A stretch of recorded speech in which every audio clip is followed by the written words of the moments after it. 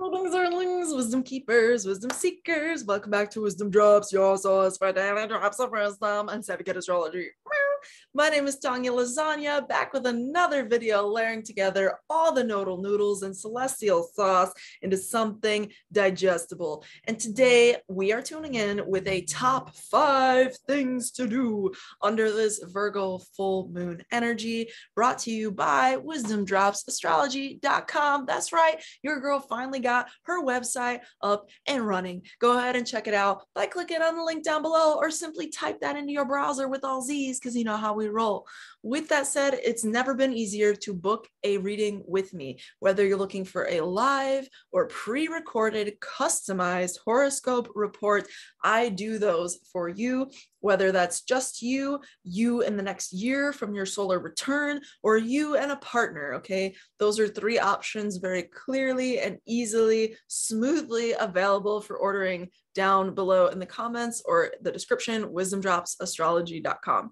Thank you for all of you who choose to check out my services and book. I've been having so much fun with readings. As always, I literally love the community that we're growing here. The coolest people seem to find me. So I'm really just excited to see what this new layer of professionalism, if you will, to my business brings in terms of clientele. And I'm just really excited in terms of growing that. So thank you for being a part of it. And if you're here on YouTube watching me grow over the last, almost 2 years now, if I don't know, hey, we finally got a website, go check it out. And feel free to give me some commentary, because you know how your girl rolls. We like constructive criticism from our community related to savvy cat astrology things like this. So without any further ado, Virgo, I want to get to your everybody, no matter what your sign is, if you're a Virgo or not, I want to get to your top 5. So let me show you this chart while we talk about it and we go through this list. Now, starting with perhaps least obvious to most obvious, I'm going to start off with number 5, okay? The 5th thing I want you to consider in reverse order here is a cleanse. Consider a cleanse, everybody. Why? Because it's Virgo, and Virgo has to do with the sort of bodily systems that we all exist with during our incarnation. And because of that, it's like Mercury ruled, so it pieces together all of those physical things in a cohesive logic. That's what Mercury is. It's logic, right? Mercury is thought and it's logic. So if you're thinking about the earthly representation of that, it's bodily logic. So if you're eating, really junky, oily, heavy foods, this is a beautiful time to go on a little spring cleanse, go on a little, maybe it's like a intermittent fasting thing you're doing, maybe it's a juice cleanse you're doing, maybe you're really spicing up your herbal intake, whatever it is for you. Eating salad every day, whatever it is for you, that is going to be a great thing to do. And with Pisces, the natural contrary with 1, 2, 3, 4 planets, including its 2 rulers, okay, currently in the sign of Pisces, the energy body right now is very ready for a cleanse. It is ready for a cleaning, okay, a sort of energetic shedding of all the shiza energetically that's accumulated in the system. It's time for the reset of the energy, okay? The 4th thing I want you to consider is planning your next 1 to 5 years. And I am somebody who typically goes with the flow. So I kind of giggle at myself as I write that down. Yeah, I have a vision and yeah, I have initiatives, but I'm just 5 years, what the hell do I know 5 years from now is going to look like? You know what I mean? Because it's such a joke.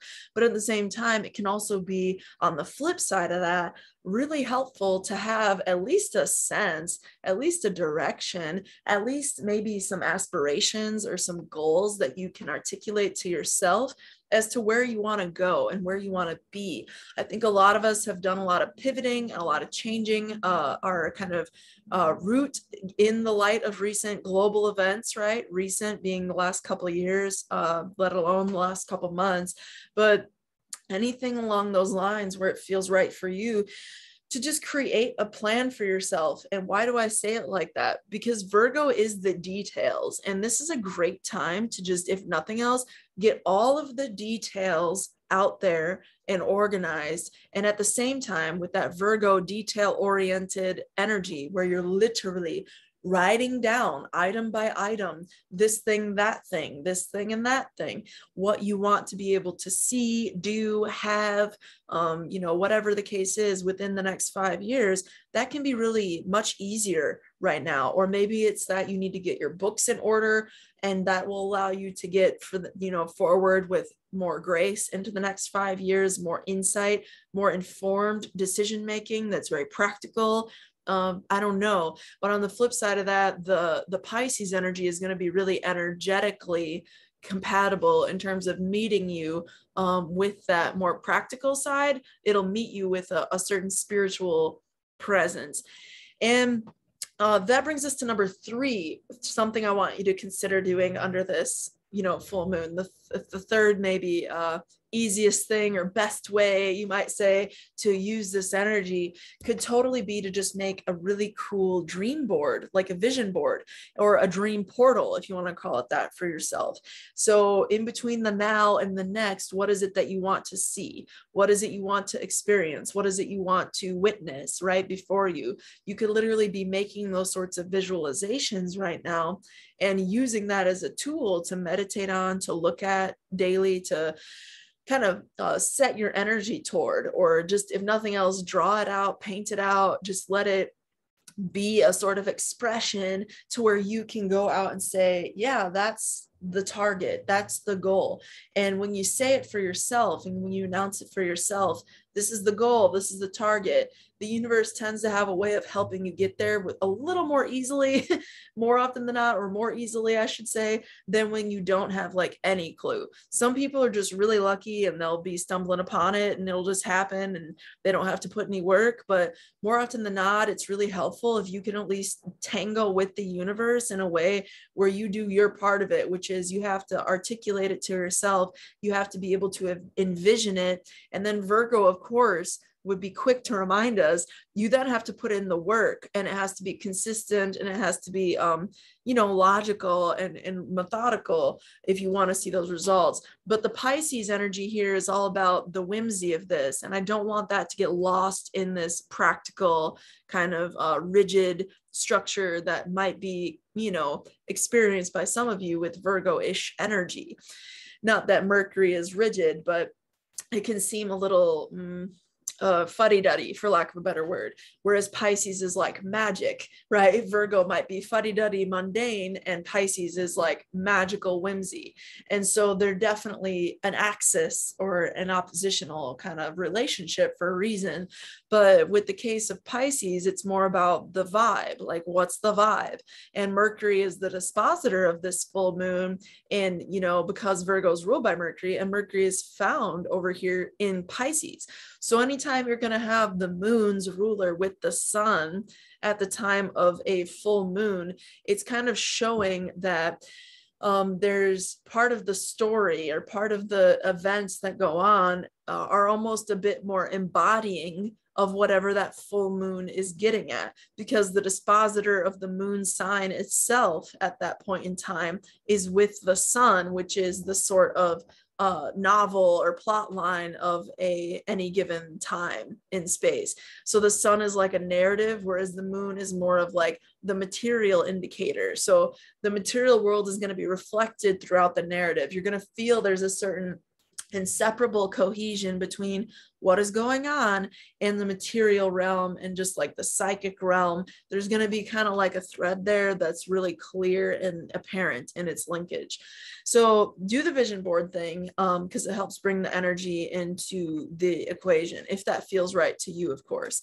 The fourth thing, or I should say the second thing that I would suggest, the top 2 thing that I would suggest that you do or consider under this Virgo full moon is to assess your societal value and individuate accordingly. Why am I saying that? I'm saying that because of this conjunction right here that I have not hardly talked about all day. And I want to make sure you are aware of its existence at this point in time, as there is an interesting quirk going on. So Mars is here, Venus is here at 9 and 11 degrees respectively, both in the sign of Aquarius. From the perspective of this full moon, Aquarius is the 6th house. This is called derivative house system, something we talk about in Wisdom Dropz Astrology School. However, what you might then infer from that is that from the moon herself, or from all material and mental kind of supreme indication at this time, there is a call to action to be even more Virgo in regard to our Virgo, because the 6th house from Virgo is Aquarius. So it takes on a certain Virgo-ish mundane quality to it. And that's why I'm asking you like to assess, because it is just like a baseline assessment. Like, think about it, assess it, assess your societal Aquarius value Venus, because you see Venus here, and individuate Mars accordingly. This is a method I teach my students in astrology school called substitute teacher. What I just did was take every single planetary technical aspect, or better stated, component, because aspects can mean these conversations between planets, these lines, right?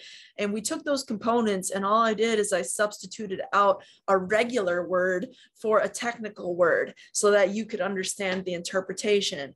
And so if you need to listen to it again, you can, but that's a technique that I use as an astrologer all the time. And my clients give me really incredible feedback. On my website, you'll start to be able to see their feedback for yourself so that you understand what people say about my services when you decide to book. However, I'd like to share that with you as a moment of reflection, as the top 2 thing to do under this Virgo full moon. Because when you assess your societal value and individuate accordingly, you're honoring this really beautiful conjunction of Mars and Venus we've seen in the sign of Aquarius. Previously, this conjunction perfected while in Capricorn, but as you know, it's now in Aquarius. And at this time, what's interesting is that Venus just passed Mars, okay? So she's 2 degrees ahead of Mars, whereas before, Mars passed Venus. And I was encouraging y'all, you might remember back then when this happened in Capricorn, I was encouraging y'all to consider how to get involved in your more yang energy. However, at this time, the heavens would suggest by Venus passing Mars that it's time to get more in tune with your yin energy. It would also imply that Venusian topics or Venusian related things are going to be more prominent and should be more prominent in terms of how you're applying that Mars action behind it. It's almost as though Mars was taking the lead before and now Venus is taking the lead. So if Mars was taking the lead before and Venus was supporting it, I was asking you questions more along the lines of, what do you need to do and how can you turn your capital into support for it? Whereas now I'm asking you, that would have been switched. Now I'm asking you, well, Venus is here in the front saying, how is it that you need to innovate Aquarius, Venus and Aquarius, innovate involving finances? So how is it you need to innovate financially, or how is it you need to individuate? Because everybody wants to say Aries is this little light of mine, you know, I'm the unique one. But at the end of the day, it's both. It's shared. Aries and Aquarius are both the freaks. And Aries isn't even a freak per se. Aries is just an independent. Aquarius is a fucking freak. And I mean that in the best sense possible. And also, yeah, the worst. But, you know, it's a freak. And I love, you know, I got Saturn as my chart ruler and Saturn is an Aquarius, you know what I'm saying? But I'm a freak, but you know, the idea is you get this kind of like a need to individuate, and that's seen by this Mars and Aquarius, which is very strong. I'll mention, by the way, Mars and Aquarius is a very strong placement. I've noticed, even though it can have some challenges, it's not a terrible place for Mars. Let's say, granted, Mars likes being in fire signs, of course, but anyways, all that to say, Venus is really asking you, but how do you take value, or how do you create value out of this freakiness, or how do you create value out of your scientific mind, or out of your quirky, innovative mind, or your astrology mind, or your because Aquarius can be associated with astrologers, of course, or your more, technical mind, because this is the 6th house from the perspective of Virgo. So how do you take that more technical, scientific mindedness, regardless what the situation is right now, and apply some scientific sort of method or approach, or kind of analytical, more like emotionally detached energy. But how do you make finances out of that? How do you bring value, not just finances, but how do you manifest value? Venus also rules Taurus in addition to Libra, so it could also be speaking to material things. And I want to point out for all these savvy cat astrologers in the making, and those of you who are already here, that Venus and Uranus are already in a conversation of mutual reception. And if you're not familiar with what mutual reception is, it's like the signs rulers are in each other's signs. So it's as if the signs had their ruling planet in them, but then they switched places. So in modern astrology, Aquarius is ruled by Uranus, and in general, Taurus is ruled by Venus. And in this chart, you'll see that each other is receiving the other's ruler. Taurus currently has Uranus. This is a much longer, 8-year-long cycle that's just still going. Clearly, it's only at 12 degrees. And in the case of Venus, this is a much less lengthy duration of time that she will be in Uranus's sign. Okay. She's also with the original and ongoing ruler, Saturn of Aquarius. So I think that this is really saying this mutual reception condition is really just implying that this is a key takeaway of this full moon to an astrologer, to a critical astrologer. We're picking this up and we're saying, yeah, that's mutual reception. That's a karmic to do for society. Let's hope that this isn't an indicator of like nuclear warfare or anything absurd like that, because Uranus is nuclear energy. Aquarius is the evil scientist. Venus is what we value, and for that matter, homeland. Okay. And Mars is thinking or acting before you think, impulsiveness, things like that. And because Saturn is here, there would most definitely be very serious repercussions. However, because there is a lot of Jupiter amplifying this Mercury, it could also go either way into a delusional amplification of, just illusion and fantasy and just lies on lies, as I talked about in my other video. But Pluto is kind of like, maybe not. Maybe it's not going to be so catastrophic and deathly. Maybe this is actually a more harmonious time where things can come down a little bit, or at minimum, people who are aware of what's what out here can at least call it for what it is. Call shit for shit, call, gold for gold, that sort of thing. So I think that even though there is a lot of ambiguous Pisces energy, and that's the ultimate chameleon, more of us are looking at it from this more serious sort of like stoic perspective, and you might be able to critique some things and put words to some things that you weren't previously able to put them to. That was a long 2 on the list, but let's go to 1. The first and final thing at the same time that I want y'all to consider doing at this time, and this one might make y'all laugh, but it's to get right with Goddess and God. Get right with God. If you needed to hear it, you just did. Why do I say it? Because Pisces is the supreme benevolent, angelic empathy available to anybody, right, who is of a soul. And if you're of a soul, you have something in you that is sacred, regardless of what your past is, regardless of what you've done. The point is, you need to go in and repent if you need to repent. And this is a time to repent, because, and I hate to use that word because it has religious connotations for some people that can bring up some really interesting responses. So please understand that I don't mean it perhaps in the way that it could come across in that regard. But what I do mean is, we've all done shit that we regret, right? So if you have done some stuff that you regret, it's a good time to just like heal that energetically. And because Mercury is here in Pisces, It's not necessarily through a verbalization of it, but it's an energetic expression of it. So just, you know, hold the energy that you wish to have come back towards you at this time, because Jupiter magnifies everything it touches. It's the magnifier glass of the zodiac, and Jupiter is the ruler of Pisces. So it's even more empowered to do its Jupiter amplification thing. And it's going to amplify Mercury, the ruler of the full moon, aka whatever you put into the material realm now is going to be amplified even further in the psychic realm. So if you want to communicate with guides, with spirit guides, if you want to end a situation that's been really challenging, try to just set forward a more compassionate vibration of Pisces energy. And if you need to articulate some truths that haven't come to the surface, it's definitely okay to do that too.